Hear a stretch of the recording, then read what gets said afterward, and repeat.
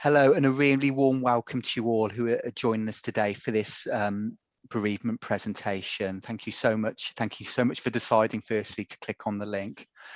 I'd just like to introduce you to our family support practitioner team.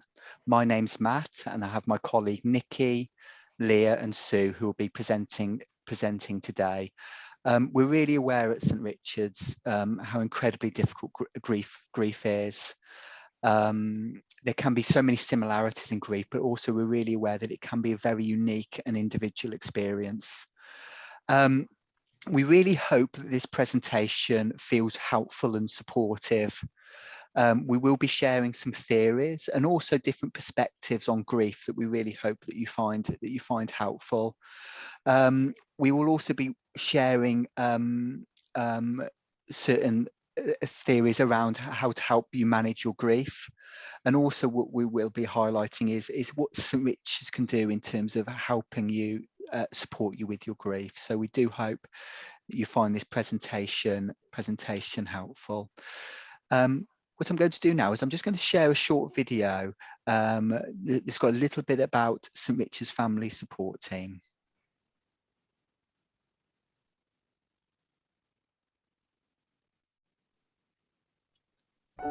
The word hospice can evoke all sorts of emotions within people, and often it isn't until they walk through the door that they realise that we're not the scary place that they've built us up to be. Well, sometimes people say to me, you're doing really well, how are you doing really well? And I just say, it's St Richards. You hear about St Richards, but until you're involved, you have no idea what goes on. There's no rules. You're here, you know, we are what we are. You can have a cup of tea and a bun, but other than that, you know, talk, be silent, you know, be loud, be soft, be part of it or not. It's really up to you.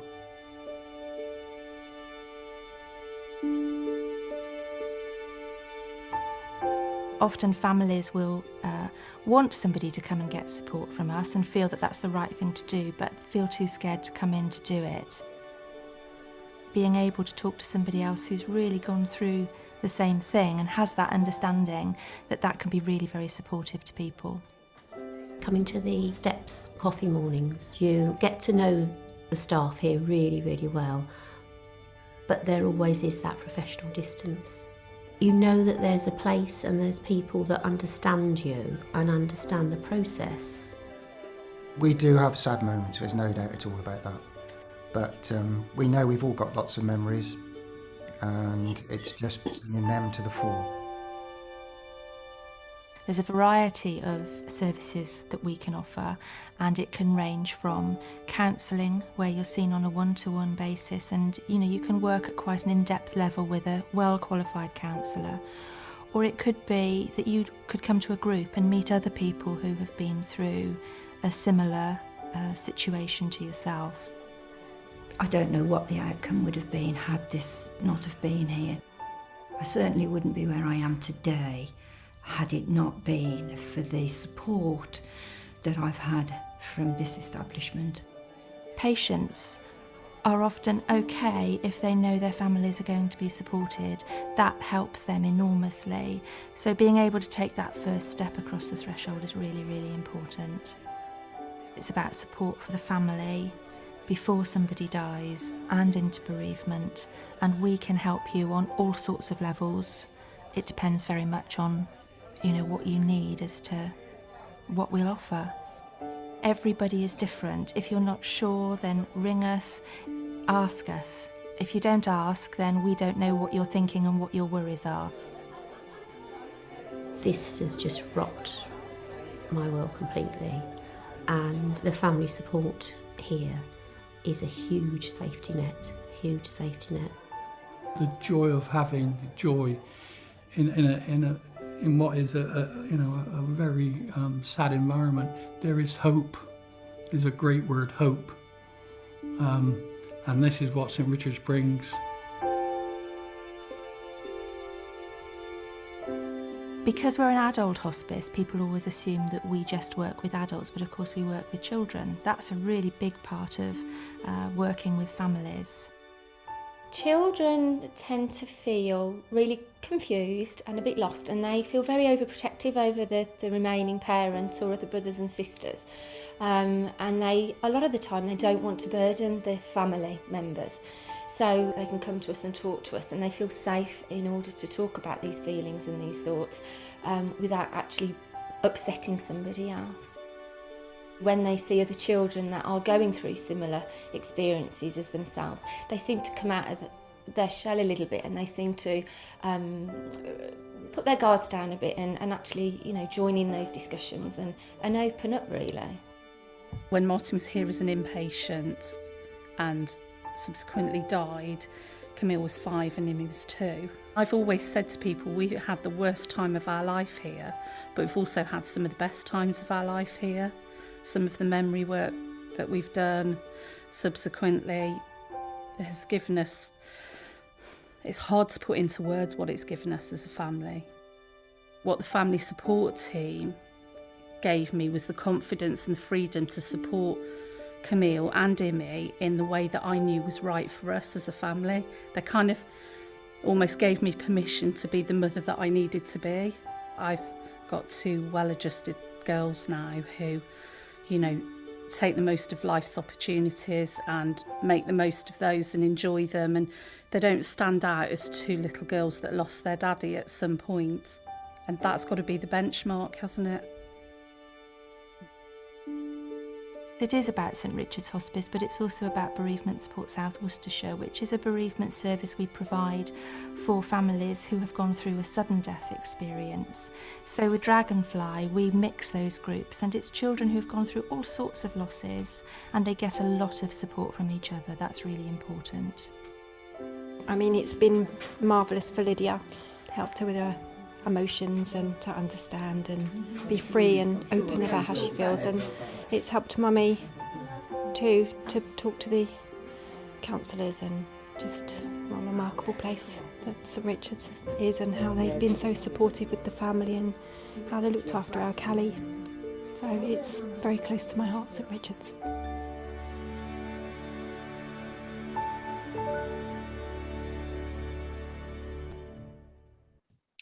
Okay.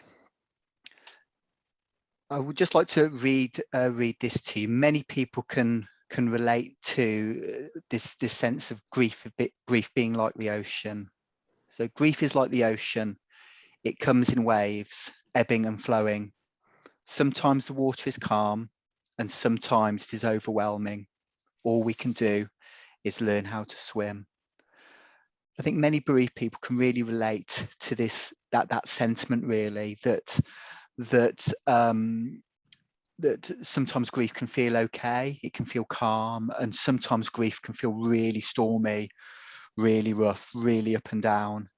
And it doesn't have to be in days. Sometimes it can be in those moments. Some moments can feel really tough, and then other moments can feel very calm. And this can be a very normal and natural way of grieving. Sometimes people describe grief as a little bit like a roller coaster as well, can be very, very up and down. So if you're experiencing grief, and you're experiencing grief like this, with it ebbing and flowing, that is a very, very natural way of grieving. Okay, so we're going to look at some of the symptoms of grief.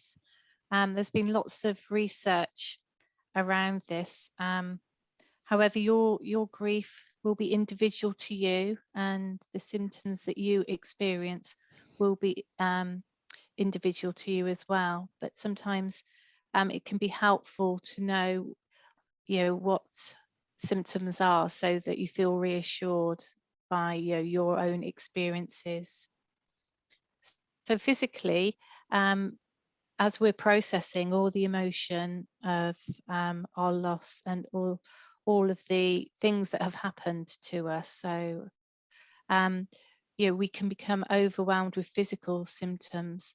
So quite often people will experience maybe some a heaviness in their chest, some people may experience some nausea in their tummy, or a churning in their tummy.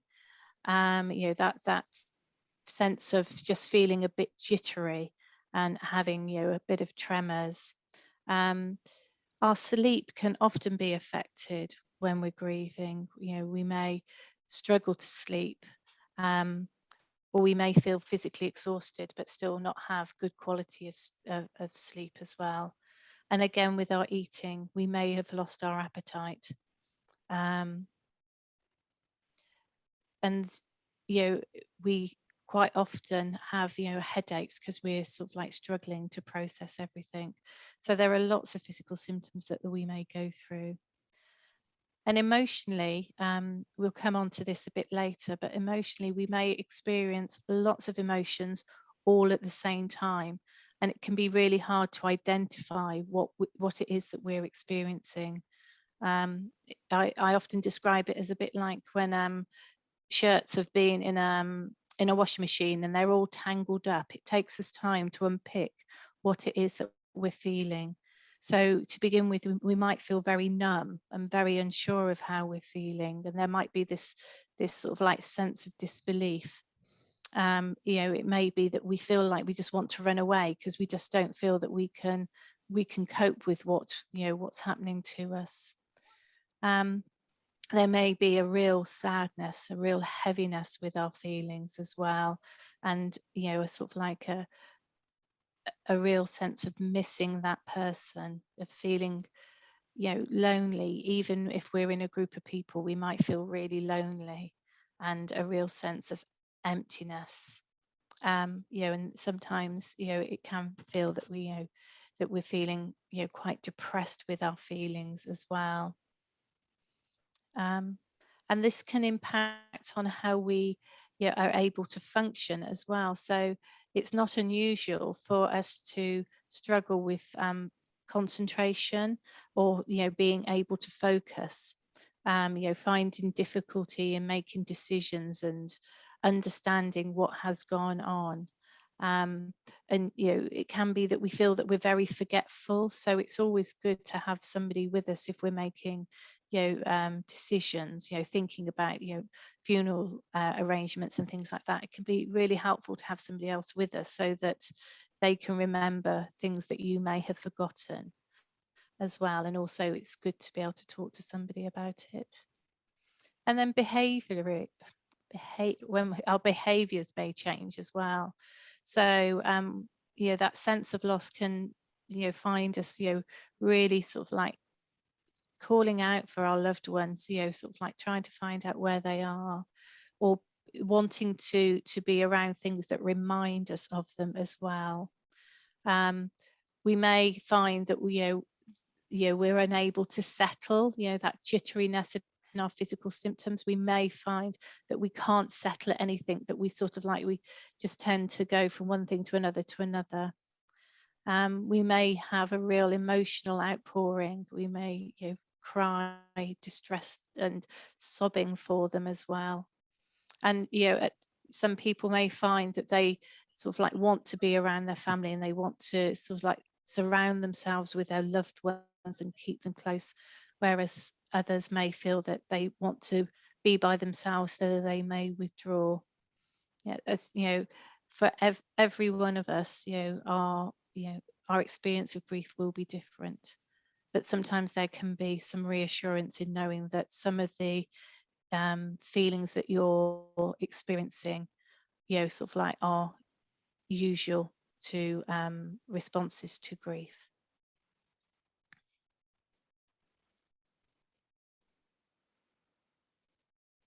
Okay, so in the 60s, Kubler-Ross developed this grief cycle, which describes 5 stages of grief. Denial.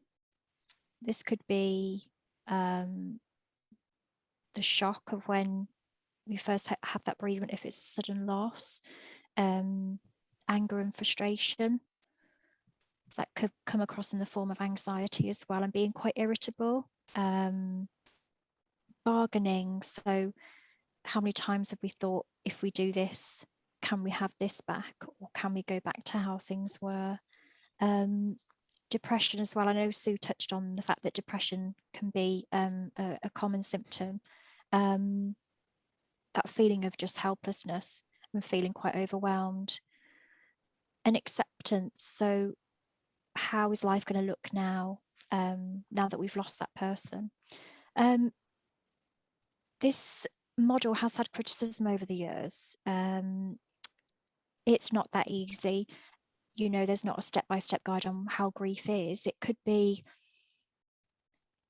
that we sit in one place of this type of grief cycle, that feeling of anger or the feeling of denial. It could be that we visit these stages at different times for different periods.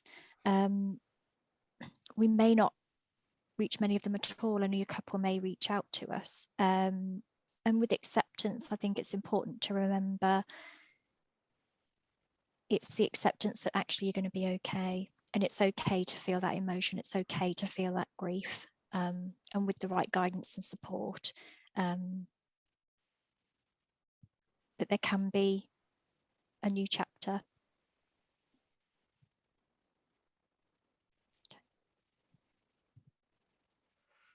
Okay, so this is a pictorial grief model that Dr. Richard Wilson created.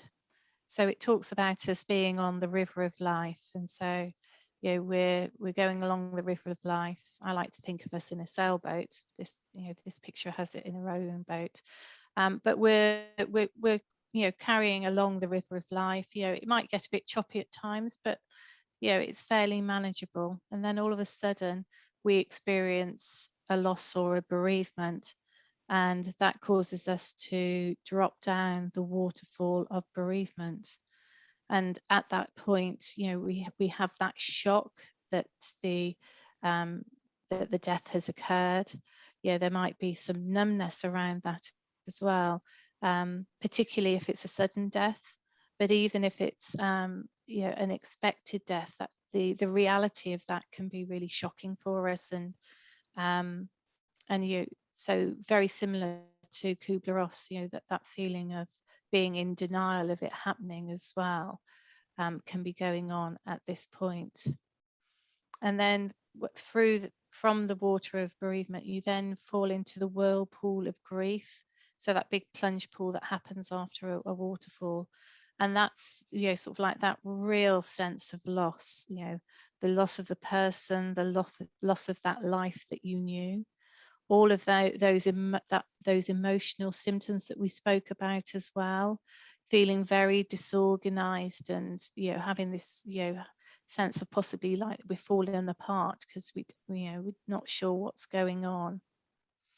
As we come out of the whirlpool, we may crash onto the rocks, and this illustrates the physical pain that we might experience. Thinking back to those physical symptoms, maybe of that tightness of the chest, that feeling very jittery, and not being able to eat or sleep. On the other side, there's the riverbank where we feel a bit washed up. So again, you're thinking about that disorganization, and that's sort of like not really understanding what's happening, and at times some people may have extreme reactions and feel like that they're having a real emotional breakdown at this point. The hope is that out of the whirlpool we then start to follow the new course of the river. So as we come out of the whirlpool, we are starting to accept the reality of that that person not being here. We're mourning mourning the loss of them, but we're able, we're starting to recognize that they're physically not here, and what that means to us. And then as the new river sort of like course carries on, then we start to be able to reorganize ourselves. Things start to our concentration and our thought processes start to revert back to what we were used to, and we're able to find a new way of living. we don't always carry on down the new river. It can be, you know, as Matt was saying earlier about, you know, the ocean waves, it can be that something might trigger us. So, you know, it could be a piece of music, or you see something and it takes us right back to those feelings of loss again. And it may be that we go back to feeling maybe on the rocks again, or of feeling a bit washed up again. So the reassurance from us is that things don't always work linearly. Sometimes we get washed back again, and that's you know, that's very normal. You will find, you know, another way out of it again.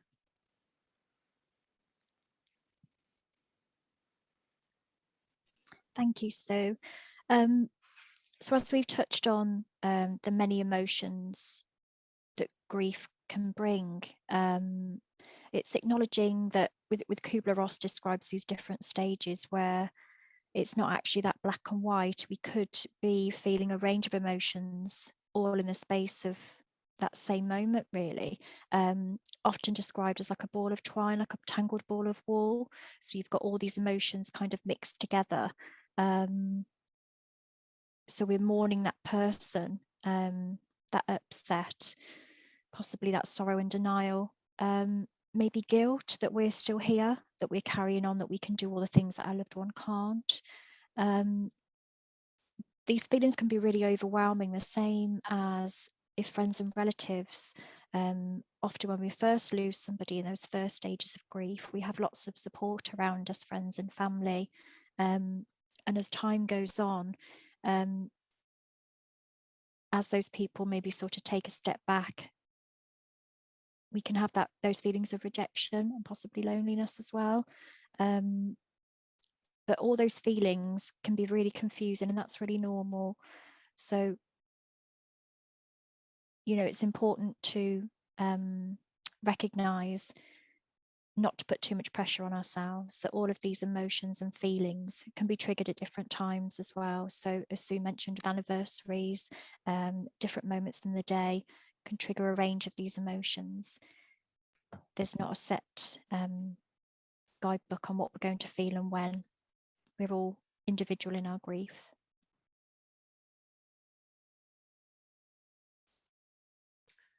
I'd just like to read a poem which I think sums up quite a lot of what we've been talking about, and that grief and what's normal. The poem is called That's Normal. If you think you're going insane, it's normal. If all you do is cry, that's normal. If you have trouble with minor decisions, that's normal. If you can't taste food or have any semblance of appetite, that's normal. If you have feelings of rage, denial, and depression, that's normal. If you find yourself enjoying a funny moment and immediately feeling guilty, that's normal. If your friends dwindle away and you feel like you have the plague, that's normal. If you can get a glimmer of your loved one's life rather than his or hers death, that's the beginning. If you can remember that special person's smile, that's healing.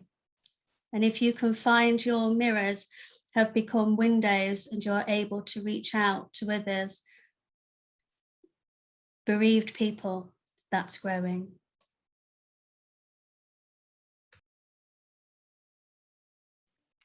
Thank you, Leah.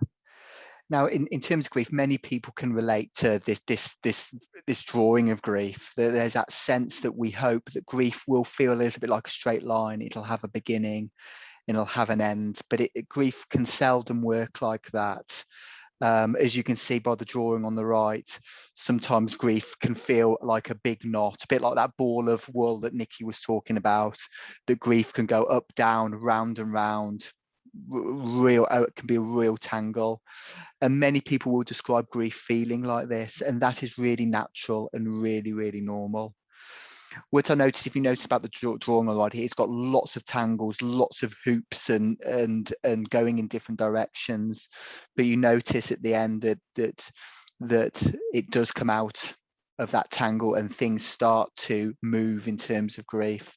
So that sense of grief can feel incredibly intense, incredibly difficult, like a big knot, but there is that space through grief of able to find those new normals, to find that way forward with life.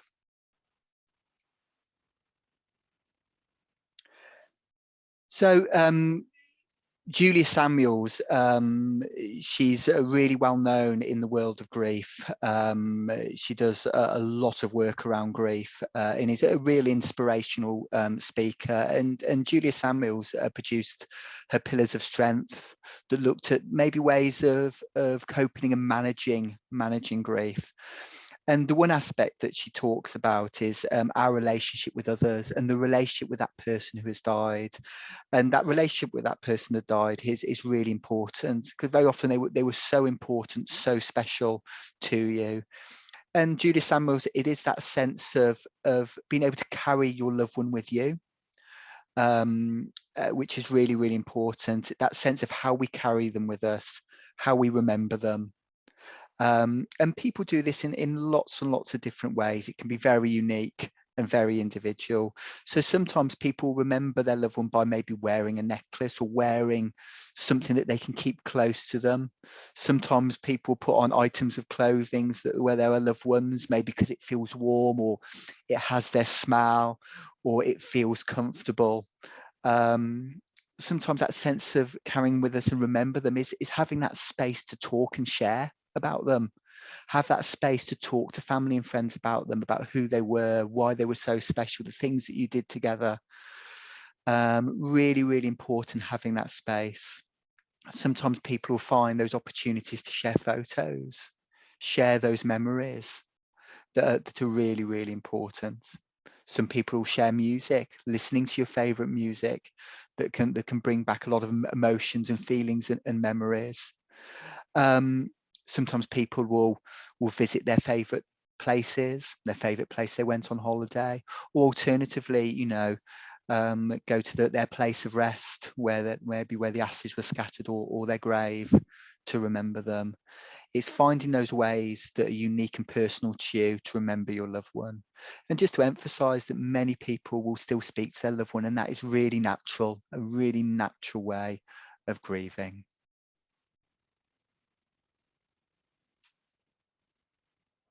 Thank you, Matt. So the second pillar Julia talks about is the relationship with ourselves. It's often quite common after losing somebody to think maybe that we don't necessarily have control. And it's all about self-care. As we've touched on, grief is all individual to that person, to ourselves. One person may feel a certain way, whereas others who've lost the same loved one could be feeling a range of different emotions. And it's important to remember to be kind to ourselves. We can often be quite self-critical. I think maybe we have high expectations of ourselves to be a certain way. That could be with practical tasks or how we're feeling emotionally. And it's important to remember to take time and recognize what is right for us, right for yourself. We could often sometimes think, could we have done something better? Feelings of guilt over things that we didn't do, things that we didn't say. And it's important to remember these feelings triggered by grief are not actual facts. Just important for self-care and taking that time during the day to remember that loved one and to remember to look after ourselves as well.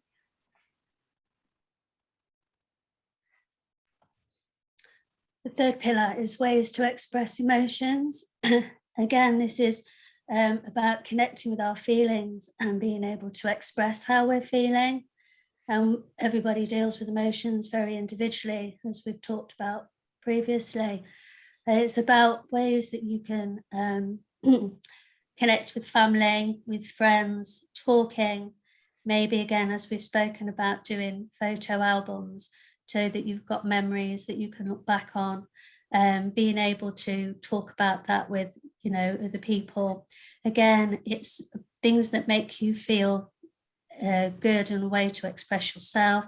That could be again through music, writing a letter to the loved one that has passed, or just being quiet and having time to reflect for yourself. But it's very important to be able to express those emotions. Maybe, you would want to speak to a therapist or somebody that can help you to be able to articulate your feelings. But again, it's about making time for yourself and looking after yourself, but a way of also expressing what you need to say.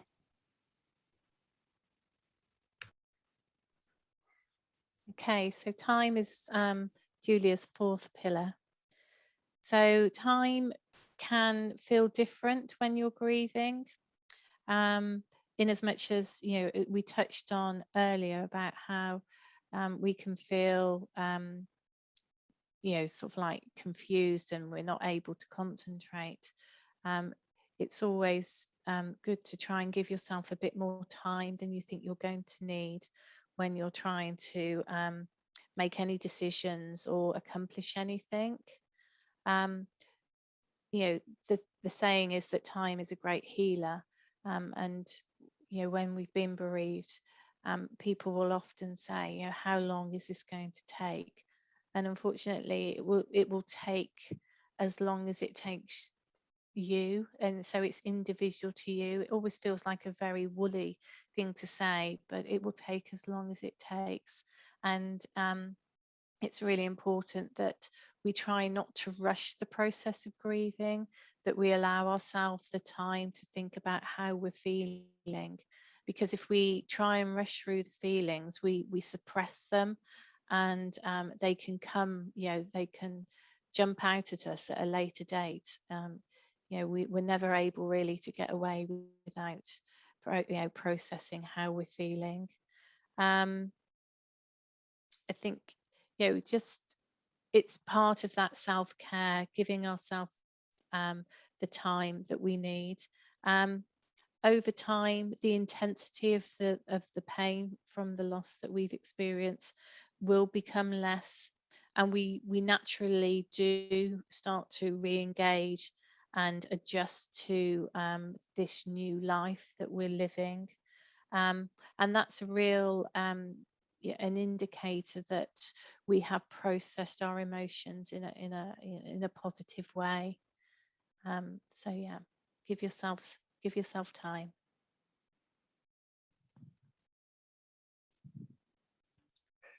So it's Julia, in terms of her fifth pillar, really emphasised the importance of looking after our mind and body. That good self-care is really, really important. So that sense of firstly looking after our mind, that sense of maybe finding that space to relax, maybe to meditate, maybe to get outside and explore nature, be in the fresh air, that can be incredibly therapeutic. So that sense of that self-care for us, maybe that sense of just doing those simple things like maybe treating yourself to a hot bath, or having some nice food. That sense of, as well, of exercise can be really, really important. That sense of getting out for a walk each day, maybe doing something that you really, really enjoy that you haven't been doing, but being able to do that, maybe playing some sport or going out with your friends. So that exercise is really, really important. Food is also really important. I'm really aware in terms of grief that sometimes that food can be difficult, and it can be challenging to eat sometimes, or overeat. So sometimes being aware of trying to keep a balanced diet, trying to eat healthy food, is really, really important for our well-being and our health. Alcohol in moderation is absolutely fine, but it's being aware that excessive alcohol is a depressant, and it can often make us feel worse. So just being aware of things like alcohol as well is really important. Thank you, Matt. So the sixth pillar Julia touches on limits. I think it's safe to say nobody knows ourselves better than we know ourselves. I know friends and family can often think they're giving us advice. They think what is best for us, whether that be what we do, sort of habits, eating, going back to work. It's really important to recognise what feels right for us. And actually, as we've said before, it's okay to say no. You know, if a friend invites you out for that coffee or to a family occasion, it's okay to have that backup plan if things aren't feeling right. It's okay to say no. And also to remember, if you're taking up a new hobby or a new suggestion, don't put too much pressure on yourself that you have to enjoy it, that we have to create these new moments in life, that actually things can be done on a trial. If we take up painting, we find we're not very good at it. As long as we enjoy it, there's no pressure or to take up a different hobby of some kind. But it's important to know your limits and do what feels right for you. And sometimes that means necessarily doing things that people may or may not suggest it is right for us at the time. The seventh pillar is about structure, and Julia talks about structure as chaos in grief, and I think, you know, it's a really good way of looking at it, because grief can be chaotic. She also says that it's almost like the world has fallen off its axis, and it's about putting it back right and building our own strength and building our pillar back again. And she just sort of talks about us having regular exercise, and like Matt and Nikki have talked about, it's that self-care, maybe going out for that little walk just to get the fresh air each day, doing things that keep you calm, like listening to music, again, that nice relaxing bath time, then taking that time out for yourself, really.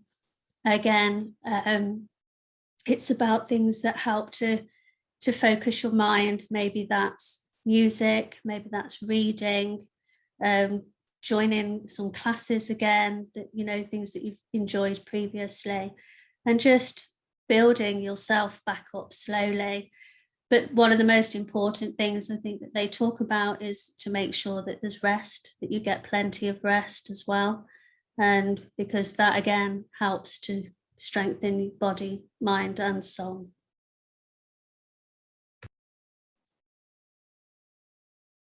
Okay, so the final pillar that Julia talks about is focusing. And she describes this as being, you know, releasing and healing, and, you know, being a very powerful exercise.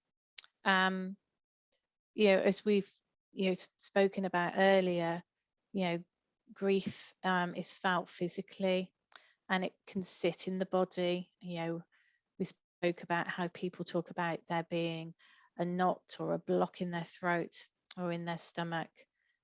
Sometimes they can feel like, you know, their limbs and their head are, you know, are very heavy. And often there are no words for these sensations that we feel in our body. And so focusing is a way of finding those words and releasing the emotion that comes with them. So you can do a focusing activity. You know, if you find somewhere quiet to sit down and to sit comfortably in a chair, you know, let the chair take the weight of your body. You know, put your, you know, your feet on the ground, uncross your legs. You know, sit back in the chair so that you feel supported, and, you know, put your hands in your lap, and then, you know, close your eyes. And as you're closing your eyes, if you take 3 deep breaths, so in through the nose and then out through the mouth. So breathing in and breathing out. Breathing in and breathing out. And then if we move and think about how we're feeling inside our body, where do we feel that we're holding any tension or any sensation? When you're able to identify, you know, where that sensation is, if you then breathe into that place. So again, just breathe in through your nose and out through your mouth. And then as you're breathing, doing that nice, deep, slow breathing, if you think about, that sensation, what does that sensation feel like? Does it have a shape? And does it have a colour? How does it feel? And when you're thinking about those images, where do those images take you to? You may then just follow, that sensation and those images into your, through into your mind to a safe place. It doesn't have to be somewhere it can be an imaginary place. And then have a look around that place, and know that that place is somewhere that you can come back to. So once you've identified, those sensations in your body and you've explored them some more, and you feel that, you're feeling more relaxed about it, then if you take 3 more deep breaths in through the nose, breathe out deeply through the mouth,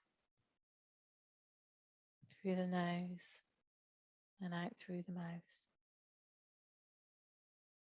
And then slowly open your eyes. And then give yourself some time once you've done this, just to process that, bring yourself back to the present before you move on to your whatever it is you've got to do next. Sometimes it can be helpful to write down what you've sort of like seen or felt.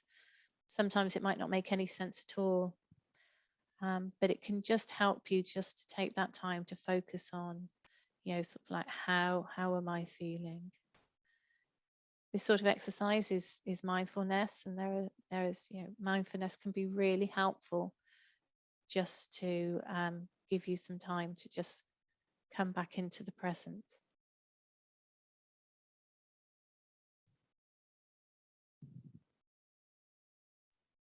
Thank you, Sue. As we've already mentioned, grief is so individual and unique to each individual person.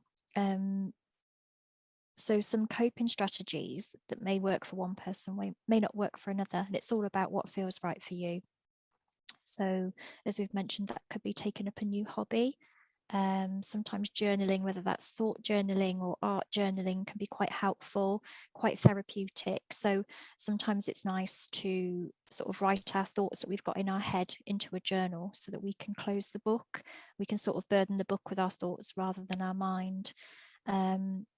And also art journaling as well. So maybe expressing our emotions in the way of painting or drawing, and also memory boxes as well. Sometimes those are quite nice. It's a place where we can have all of our thoughts and memories protected in a box that we can look at when we want to. And as Matt mentioned, I think don't underestimate the power of fresh air, maybe going for a walk, spending some time outdoors with others or by ourselves can also be quite therapeutic.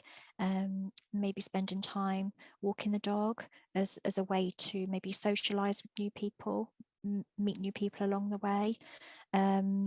Sometimes it's just taking that time to sit and read a book, or look at photographs, maybe light a candle and think of that person that we're really missing. And as Matt mentioned, it's very normal if we want to talk to that person. Sometimes that feels right, and it can actually help us feel closer to that person, even if it's at the graveside. Grief is so unique. What feels right for one may not feel right for another, but it's all about what feels right for you. So in terms of St Richards, we're really aware that we're here for you, and we want to be able to give you that support. And grief, it can be very unique to that individual. So we do have a range of support that we can offer. Firstly, we do have our one-to-one support, and we have our one-to-one support emotionally, and we also have our one-to-one counselling, and this is just really to provide that safe space for you to be able to talk about how you're feeling, talk about your emotions, and gain that support from our very compassionate and skilled staff. We also have our bereavement social groups. These are incredibly supportive, safe spaces for people to come and just be with others that are bereaved. Many people describe how much benefit they get from just being with others, talking with others that are bereaved, having that social support, and many connections can be made. And sometimes just that sense of talking to somebody else who really gets what you're going through, because they're going through something very similar. We have our STEP social group that's for bereaved people, and that's just that safe space, just to have tea, coffee, chat, be with each other. We also have our walking groups. That set space of just get outside in the fresh air, walk with others. We always base it around a cafe or somewhere to have something to eat. We also have our cookery group as well. Our cookery group is just that space to cook together with our head chef, Kevin, who's absolutely brilliant. Cook together, eat together. Very often in grief, we can lose our passion for food. We can lose our motivation to cook. We can lose our motivation to eat healthily. So our cookery group just gives us that space to get cooking together, get eating together, and it can be a really, really supportive group. We also have our therapeutic bereavement groups as well, which we call our Sunflower group. And this is more of a therapeutic group, just to really get to talk about our loss and our feelings with others that are going through a very, very similar experience. If you are interested, if you go on YouTube and search for St Richards, we do have our Sunflower promotional video, which has members of the group talking about their experiences in the group. So please have a look for that. What I'm going to do is just play this video for you. So I'm just going to stop sharing the screen, and I'm going to share this other screen. Then hopefully you may find this beneficial. So the way I try to describe grief is, imagine this is you, and everything about your life is contained within this circle. This is you. And when a bereavement happens, there isn't an area of your life that isn't affected by that grief. It touches every part of you. And what we used to think is that over time that became smaller and disappeared. But the thinking now is that actually this stays the same, but our life grows around it.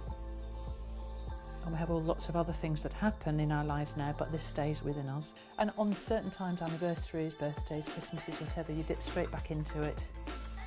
And then when that anniversary or whatever passes, you remember this part of your life again. I guess what I believe now is that this doesn't stay as dark and black inside us forever, and that somehow it changes shape and becomes a little bit more fuzzy, although it still remains there. So you don't move on. You just learn to get over it. No, you just learn to have it as part of your life.